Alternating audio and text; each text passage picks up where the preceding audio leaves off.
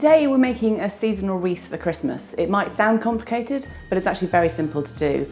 And the nice thing about it is that you can do it in the run up to Christmas with your children. You don't need any special equipment.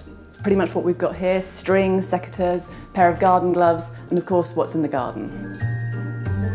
Right, so I'm going to take some nice long pieces. I'm also going to look for some bushy leaves as well, and it's going to look really great when we actually turn that into the wreath.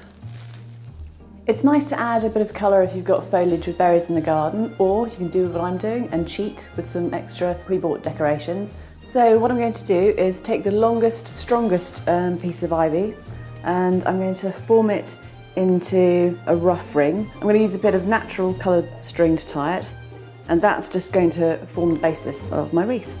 Now I'm going to find other pieces of ivy, and I'm going to loop it around and reinforce that ring. Just tucking in any loose ends as I go along. When you get to this stage, what you're then going to start looking for is bald areas. So I'm going to try and find now a bushy part of the ivy. That's where I want the extra leaves to be, so I'm going to try and make sure I place some nice big ones there.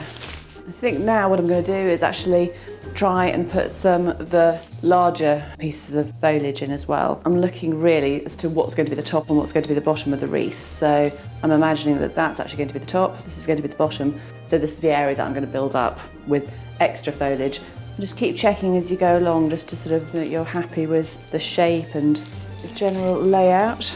If you've got a bit that really isn't behaving or isn't going where you want to, you can always just tie a little bit of string around it, which I think is what I'm going to do with this bit here at the bottom. I'm happy with that. So now what I'm going to do is actually put the bit of colour, and I'm going to put them probably down towards the base of the wreath, obviously facing out so everyone can see them.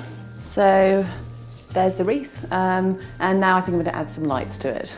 I've got battery lights because obviously I'm going to be putting this on the front door. It's a good idea just to have them lit so you can kind of see what the effect is going to be.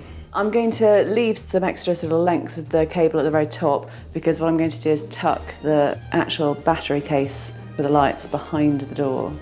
So there you have it, a really easy, elegant Christmas wreath. Now all that's left to do is to find a hook and pop it on the front door.